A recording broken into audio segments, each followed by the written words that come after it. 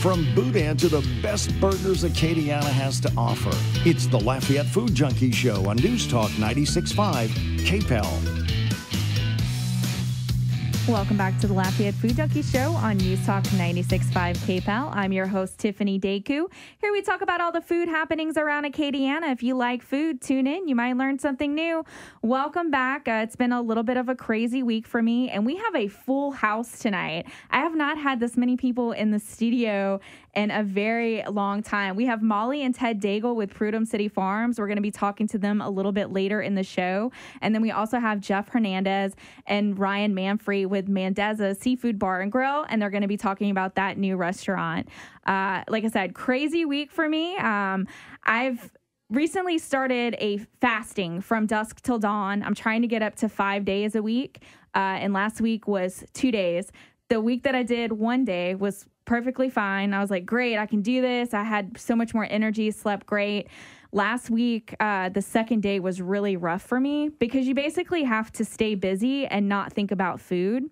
And anytime your stomach growls, you drink water. It's basically what you have to do to wish away the hunger pains, basically. You're supposed to be able to drink black coffee and then also have tea, but I haven't done that yet. I've been sticking with the water and then trying to stay as busy as possible. And I've found that if you have a bigger lunch, it helps. And I also think that that's why I had so much trouble with the second day, is because I didn't eat as big of a lunch as I usually do. And so it made me a little bit hungrier later in the day. But dusk till dawn, so not a super long fast. I don't think I could ever be one of those people that do 24 or 48-hour fasts. I think I would be a very sad and not a person that you would want to be around when that would happen. But crazy week. I checked out Pot and Paddle this past week. We talked about them a few weeks ago on the show with their opening, and I checked out the sampler, which I have to say that if you are on a budget, it is probably the best bang for your budget. It was $10.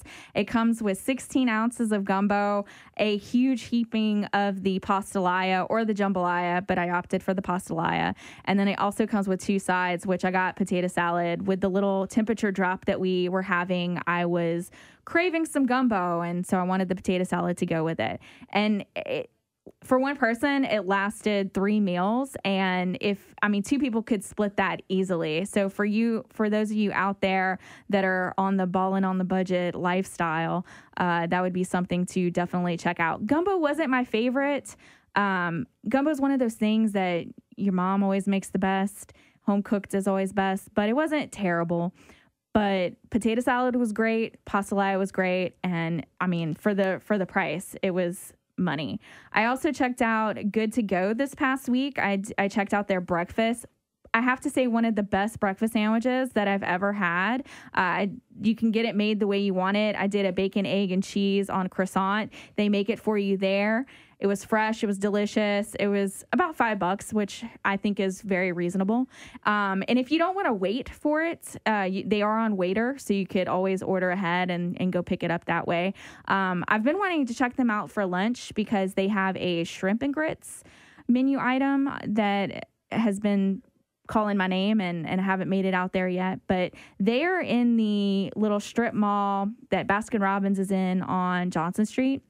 And they've been there a while. I think when I first started the radio show, I actually did a blog review about them. But they started serving breakfast, and it's good, and you should definitely check it out.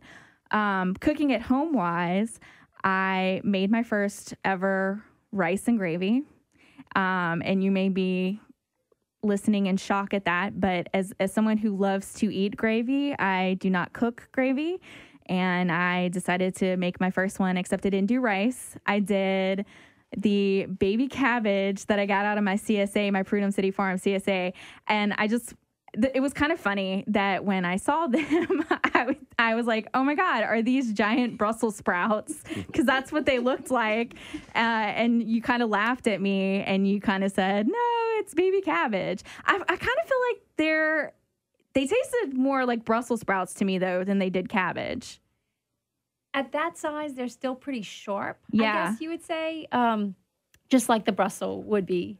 So it was nice. And So my favorite way to eat cabbage is roasted in the oven. Like, I absolutely love it. So I did that with it, and then I poured the steak and gravy on top, and it was great. And some of my followers were like, I never thought to do that. Then they were also asking what supermarket I found the baby cabbage in, and I'd explain, no, it was in my CSA. Is that something that y'all have a lot? Like, do y'all have regular sized cabbages, or are they all just the baby cabbages?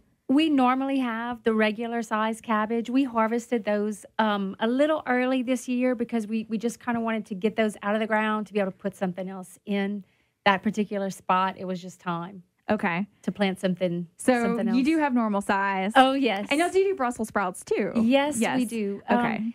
It was too hot a little earlier in the spring, and our Brussels sprouts, we had some, but not the harvest that we had hoped for. Okay, yeah. So I'm not crazy. I think definitely. that was so hilarious when I was like, giant Brussels sprouts, right? You're like baby cabbage. I was like, all right. The other thing I did today I meal prepped for the week today, and I did a lasagna, and instead of noodles, I did sliced zucchini, which I also got out of my CSA, and it came out wonderful. It was so good. And you said that you had another CSA member that was doing it with collard greens? Yes. One of our members is using collard greens to act as the noodles in the lasagna. They were on a, carb-free diet, but still wanted to partake in the whole Italian, just without the pasta. That's exactly what I was going for with it, with doing the whole low carb. I had found a recipe online, and I was like, let me test it out, and it came really good. I was so proud of myself, too, because the zucchini was local. The basil came out of my little patio garden that I have going on, and then the deer was venison that I got from my uncle's house in North Louisiana. So it was a nice mixture of local, and then obviously all the cheese was not local. Unfortunately, we don't have a lot of cheese producers here in Southwest Louisiana, but it was a nice little mixture. Do you guys get a lot of people at market that tell you what they're making with their fruits and vegetables that they get from you guys? Oh, yes, I would say. Yeah, we get a lot of that. In fact, we always talk about we need to have a big recipe contest or something. That would be a good idea. You guys are great that y'all do a weekly newsletter, and y'all always have recipes with it. Inglewood did that as well to kind of give you ideas of things that to do with, the things that you get in your CSA. So it was really nice. Yeah. And I greatly appreciate it. Absolutely. We find that, too, people ask us questions. Oh, how do I use this? What is this for? How is this best prepared? But then they'll come up and say, look, this is what you need to do with this vegetable. And so we learn a lot from our customers. That's good. I actually really love that. You guys should do that, or do like a cookbook almost, like a CSA cookbook. Yeah. From like previous cookbook. That might be a little idea of something you guys can do. Yeah. All right, we are going to take our first break, and when we come back, we have Jeff and Ryan with Mendez's Seafood Bar and Grill. So come back to us. It's the Lafayette Food Junkie Show on News Talk 96.5 KPEL.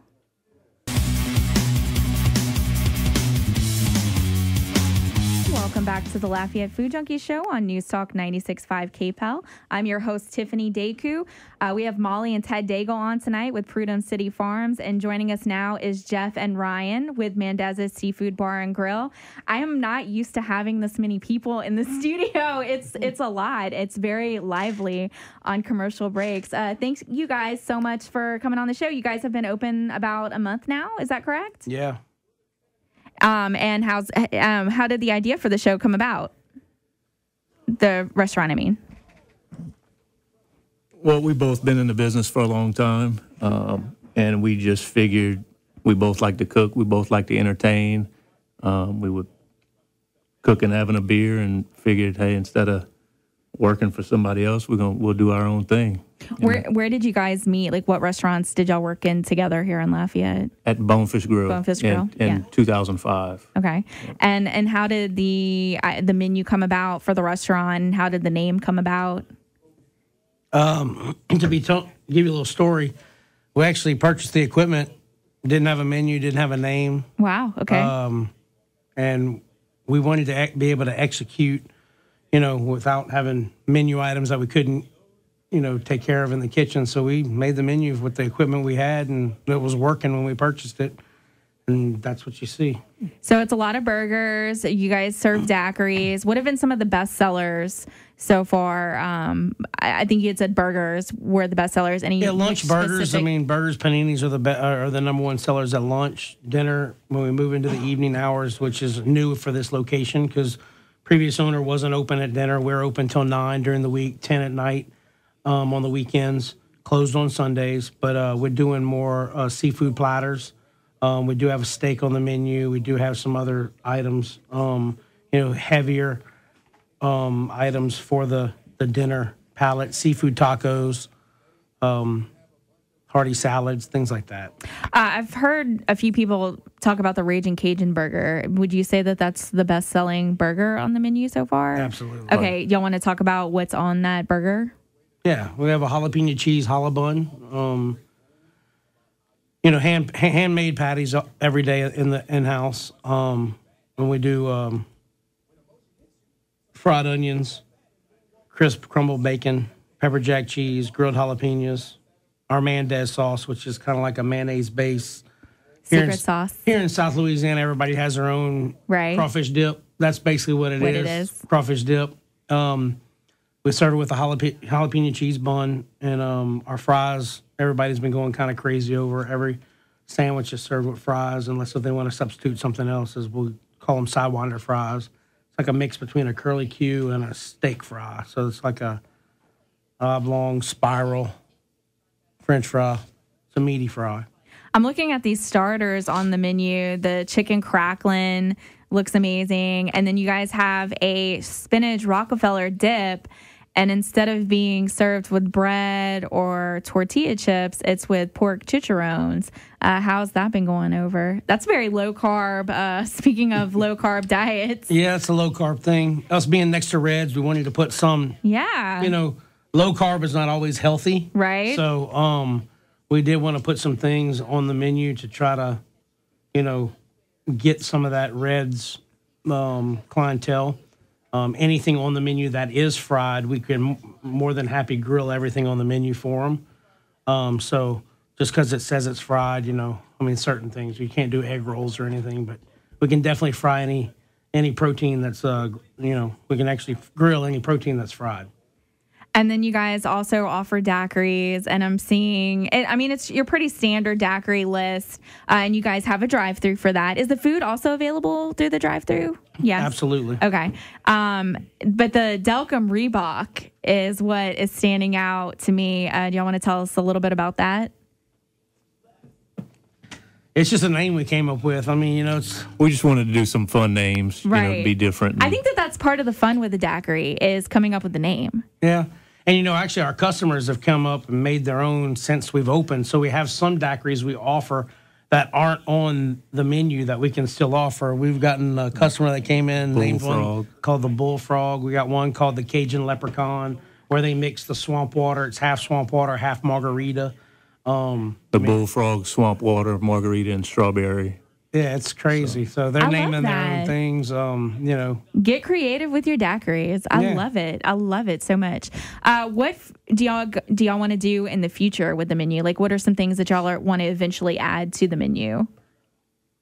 We're gonna do some specialty items, and we'll wind up maybe after the summer, kind of changing a few things and just see how it goes. But we're doing a andouille burger coming up, and we'll probably add some fresh fish and do some specials like that. And then I want to say again that you guys do have extended hours opposed to the previous tenants in that building. And what are the hours again? 10:30 to 9 during the week and 10:30 to 10 on the weekend. And you guys are active on social media, right? People can go out and like on Facebook and Instagram and follow along and see what you guys have up your sleeve next. Absolutely. All right. Well, thank y'all so much for coming on tonight's show. Hey, thank you. We appreciate it. All right. We are going to take another break. And when we come back, we have Molly and Ted Daigle with Prudhomme City Farms. So come back to us. It's the Lafayette Food Junkie Show on News Talk 96.5 KPEL. And now, we talk about food. It's the Lafayette Food Junkie Show on News Talk 96.5 KPEL.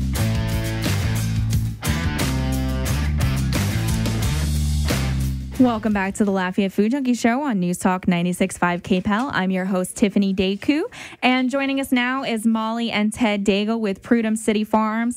Each month at the first Sunday of the month, we are trying to get one of the vendors from the Horse Farm Farmers Market in to kind of talk about what they do, and this month it is Prudhomme City Farms. Thanks so much for coming on tonight's show, guys. Oh, thanks for having us. You guys have been great, too. I feel like I need y'all in here every week because you've been asking the guests other questions, and I'm like, okay, yeah, I'm going to ask that on the air. This is great. Y'all can just come in and help me come up with questions. I'll come in and be nosy, right? Yeah. We love to talk about food. There's nothing wrong with that. I mean, that's the best type of people is the ones that like to talk about food. So you weren't always a farmer. No. How did the Prudhomme City Farms come about? I grew up on a farm, a traditional rice, crawfish, cattle farm, and we always had a big garden. But, of course, 17, everything, and I moved away and wanted to prove to everybody that I knew everything. And about 20 years later, I figured out I didn't know anything. But my parents were getting older, and my dad was retired from farming, and I was taking care of the land quite a bit. And I was doing a lot of bush hogging on old pastures, and I hate that. So we started gardening it, and one thing led to another, and here we are, And you originally were doing just like a small backyard one, and it kind of expanded from there. You guys were in Youngsville originally in the backyard, and then now you guys are in the Eunice area?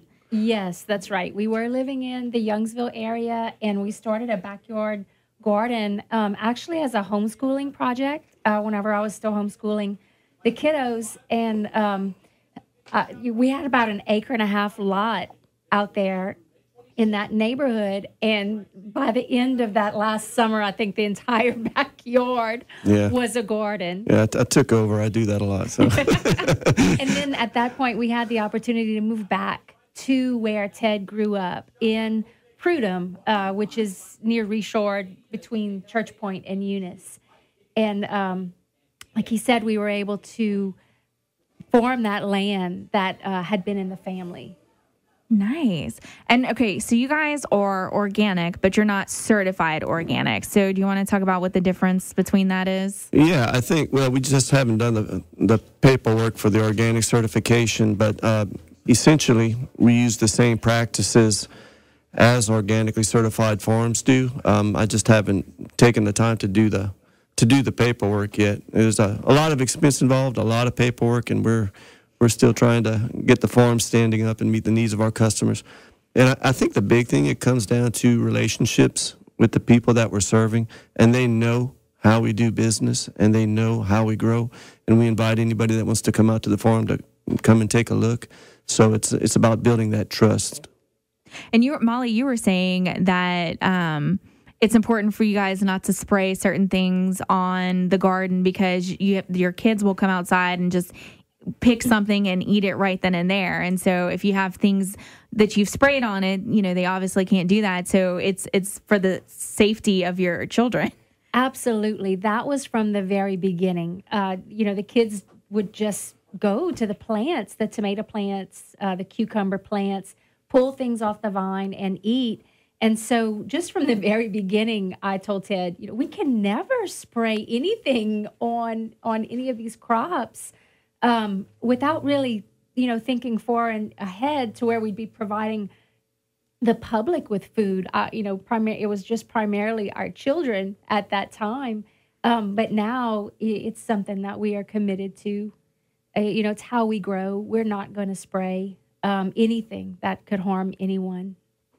And I've mentioned that I do my CSA through you guys, and we should mention what a CSA is to anyone who is not familiar with what a CSA is. Okay, so CSA stands for Community Supported Agriculture, and it's essentially a vegetable subscription service where the buyer, takes the risk with the farmer. They put some money in up front so that we can buy seed and fertilizer and all that good stuff. And then when the harvest is ready, it's reserved for them. They get first cut at it before any of the other retail customers or wholesale customers do. So they share in the risk, but they share in the reward as well. So. And you guys do yours a little bit differently. You want to talk about what a traditional CSA normally does, and then how yours is different. Sure. A traditional CSA, the farmer will pack a box that he selects and bring it to a drop-off location. The customer goes to that location and picks up their box of vegetables without, having the option to choose what they want. With our CSA program, we found that sometimes our customers would forget to pick up their box, or they didn't maybe like everything in their box. And so this food went to waste, and their money was also wasted. So we kind of changed things up last fall, where we do a market style CSA, and we basically set up our table at our different pickup locations. Our customers come and they select the items from the table that we have. They can choose basically the amounts that they want. And then if they want to skip a few of the items, they can. It's much more flexible, because if they forget to come one week, well, then the next week they maybe can double up or space it out, their quantities over the course of the weeks. And we just deduct it from their balance, from their credit balance. And you guys also have specific things for the CSA members that the general public can't come in, doesn't get first choice from. Right. Yes. Especially at the horse farm farmers market, we have a table set aside specifically for our CSA members that the general public cannot purchase from until after 11 a.m. So our CSA customers have from 8 to 11 to get there, and they get first pick off that table. And then after 11 o'clock, everything kind of gets moved to the general public table, and then anyone can purchase it. So I love the way that your CSA is set up. This is my second round with the CSA, and I'm so glad that I've done it, because it taught me a lot about, the produce that we have in the area, and when a restaurant says farm to table, and like what that actually means. And it was, I did a traditional one the first time around, and it was a full share, and it was a lot for two people. It was a lot. I was stressing out every week of what I'm going to cook everything, like hurry up and get it chopped and frozen. But at the same time, it was a lot of fun, because you get the things in your box. It's a challenge. Like, what am I going to come up with doing it? So as someone who likes to cook, that challenge aspect was fun. But at the same time, when you have collard greens and, well, actually, no, it was turnip greens and sweet potatoes, numerous weeks, like ever in a row, because it was a winter one. So, it wasn't the most bountiful of CSAs. It's a little stressful and like, I don't want this. So the way that yours is set up, I did a half share, and it's monthly payments, which I also really liked. And I go and pick up what I want when I want to do it. And I can still look and see what you guys have at the market and plan my meal out that way too. So you still have that challenge of what you guys are going to have at the market that week and what I'm going to do it with. But I don't know, it's for one person, I find it to be a lot more cost effective. Oh, good. Yeah. And, one of the things we like about it too is the win for us, we weren't sitting in a packing shed packing these boxes. That's lonely work, So we get to sit there and talk to the customers now. And when you do have repeat things, you can give them a lot of different ideas on what to eat. So that interaction is helpful too.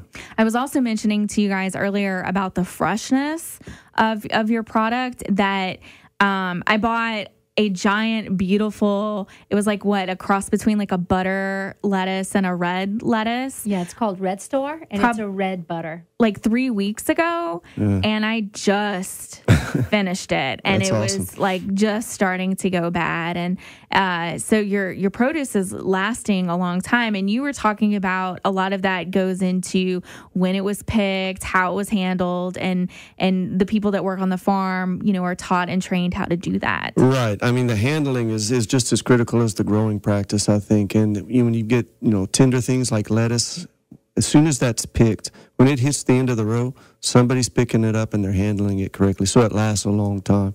And I think it's just the whole local piece as well. If you can get that produce locally, Yeah, it didn't travel as far. Right, too. right. And it didn't have as many hands on it. It didn't sit on a loading dock for a long time. So you get all the flavor, and it just lasts longer. I have a question that I just thought of. So when you do the market on Saturday, when do y'all typically pick?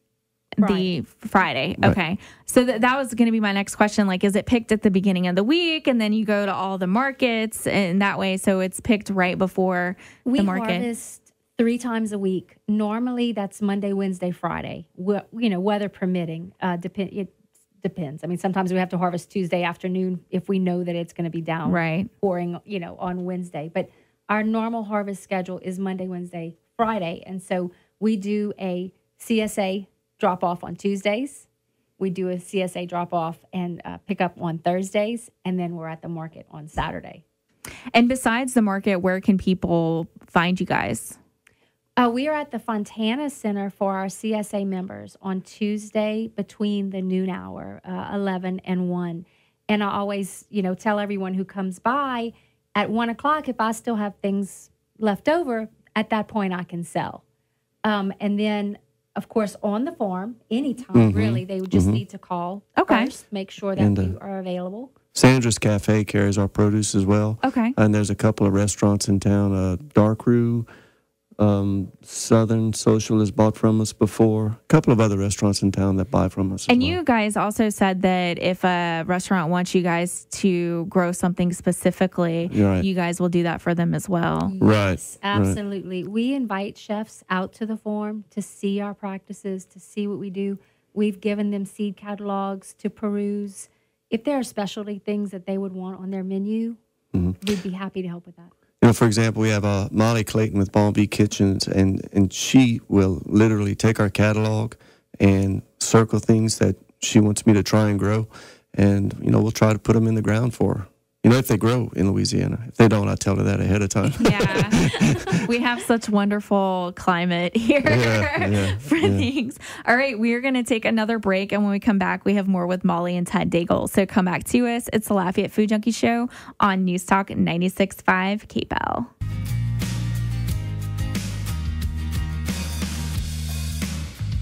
Welcome back to the Lafayette Food Junkie Show on News Talk 96.5 KPEL. I'm your host, Tiffany Daigle, and we've been talking with Molly and Ted Daigle with Prudhomme City Farms. So where did the name Prudhomme City Farms come from? Because you mentioned earlier you guys are in Prudhomme, so I was assuming that's where the name came from, correct?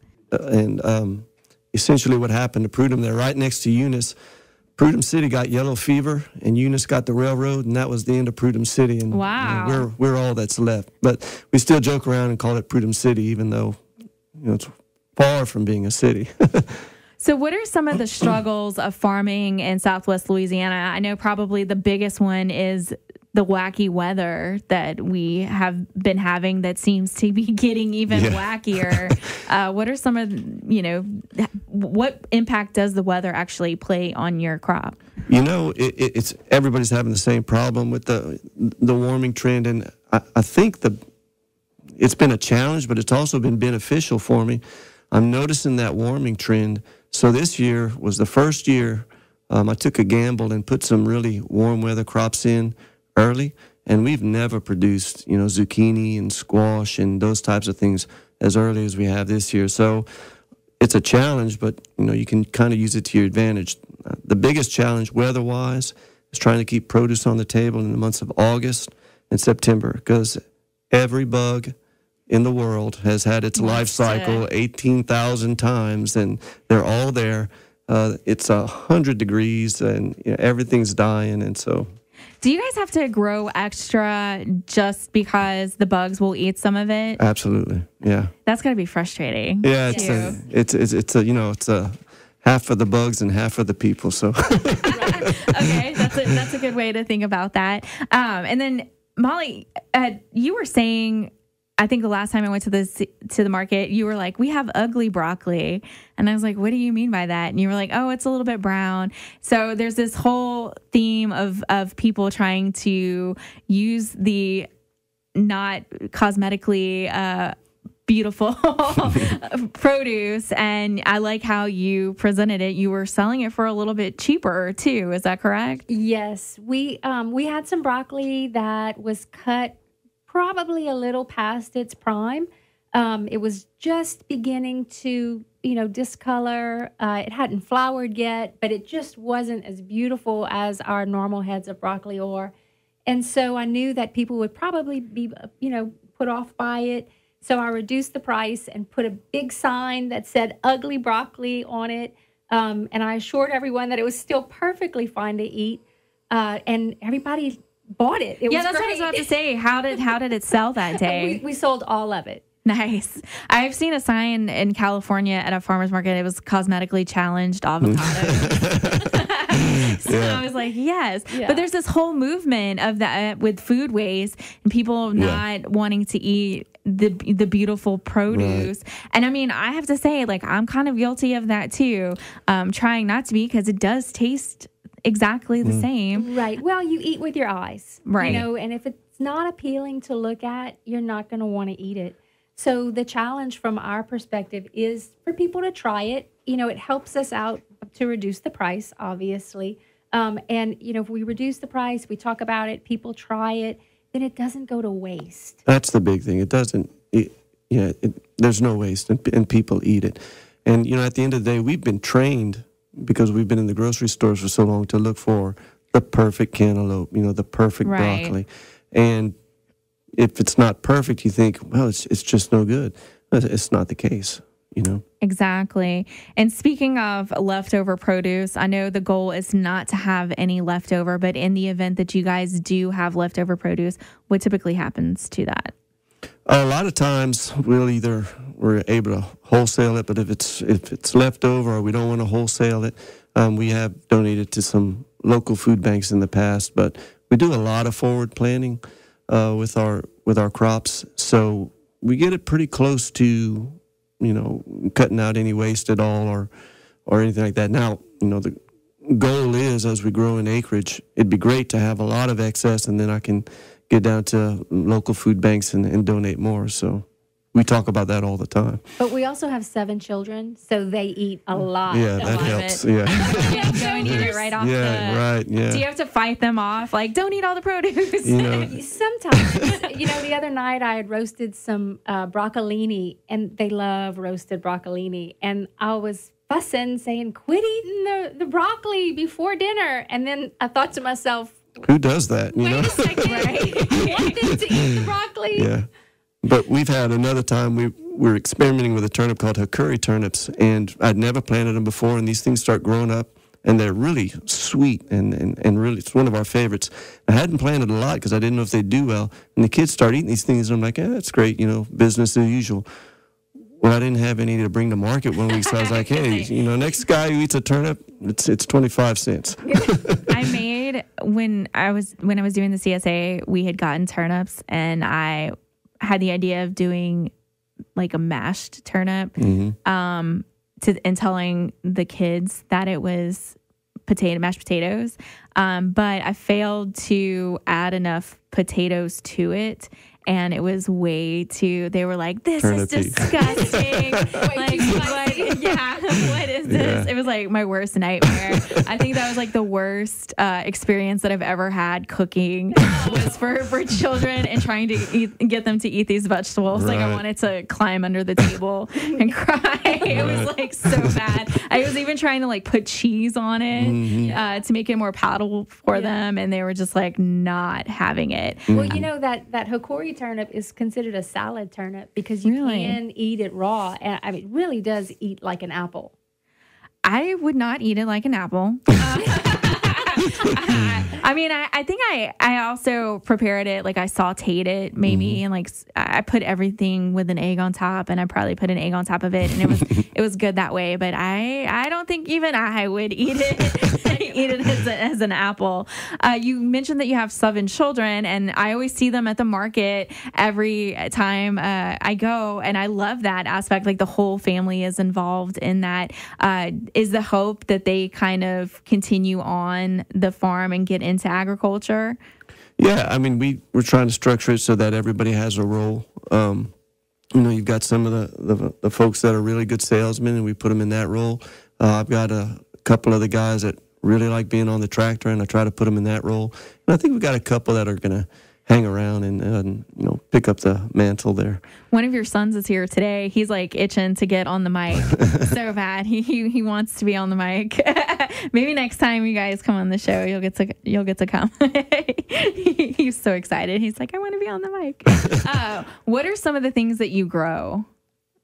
We grow about 40 different things throughout the year, okay. and within that, multiple varieties. We start off in the winter with a lot of greens, collard greens, mustard greens, broccoli leaf, which is the leaf of the broccoli. It's one of my favorites. I love it. I did instead of cabbage rolls, I did that as the roll for it. It's got a unique flavor. It's really good. And it's so healthy. Mm-hmm. Yeah, and it doesn't taste healthy. Like it's not. I am not the biggest broccoli fan, but I love broccoli leaves. Yeah, I enjoy them too. So a lot of those greens, and we're still doing a lot of winter squash at that time. Start off with a lot of root crops, turnips, different varieties, carrots, different varieties, radish, things of that nature. And then we move into a lot of different summer squashes, zucchini, yellow squash, a lot of varieties there. We do a lot of melons, a lot of cantaloupe, watermelon. I'll do sweet corn for the CSA members. Okay. Yeah, I'll be perfect. Corn I'm probably going to get in trouble. I hate growing sweet corn. I really do. And, as soon as you put it in the ground, you sound like the businessman here. You're losing money. But people want it, so you put it in there for the CSA folks. Snap beans. Cucumbers. Cucumbers are huge. And it just kind of goes through the year like that. So about 40 different things throughout the year. And we're trying to experiment next year with strawberries. Okay. We want to get into some blackberry production. More along the fruit side of the house. So that would be nice. Yeah. You don't see a lot of CSAs with a lot of fruit. It's a lot of vegetables. Right. I guess fruits don't typically grow here. Well, and I know in North Louisiana they do because I had cantaloupe and watermelon growing up, but I feel like down here you don't really see it a lot. Strawberries, Yeah, at the end of the day, it's a business decision, and it's tough. Blackberries, it's really labor intensive, and our biggest expense is labor. So for us to pick blackberries, bring them to market, keep them fresh, it's a pretty expensive proposition. But we've always grown cantaloupe and watermelon. Right. Those are our two primary fruits. Yeah, but we want to get into figs and just.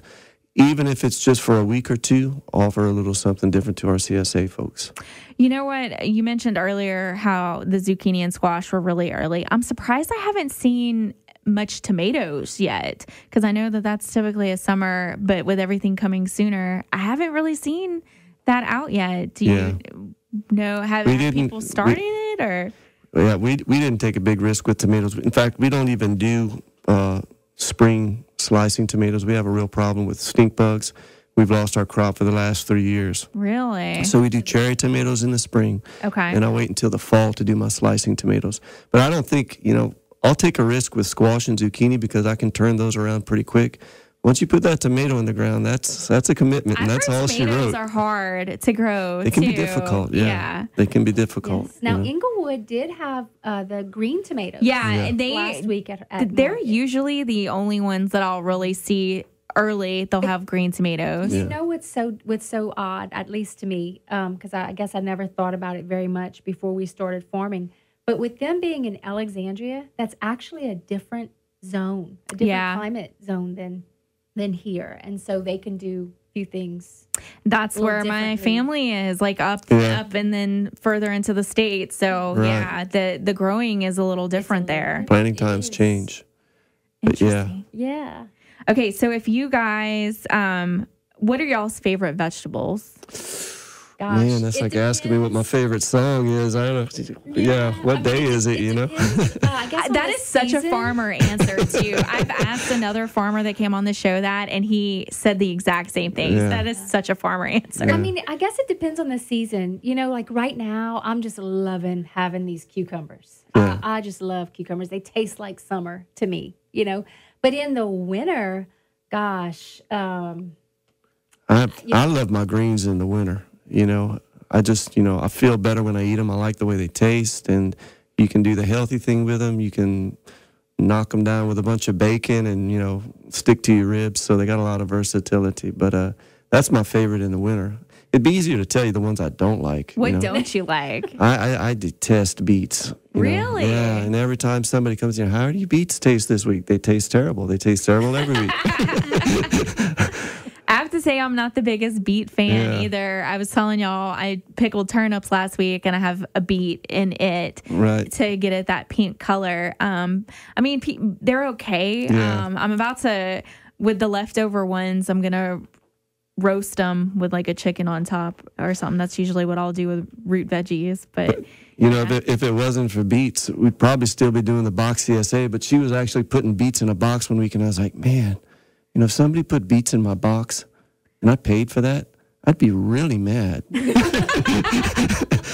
And that's when we started talking about the market style CSA. That's when because I hate cucumbers.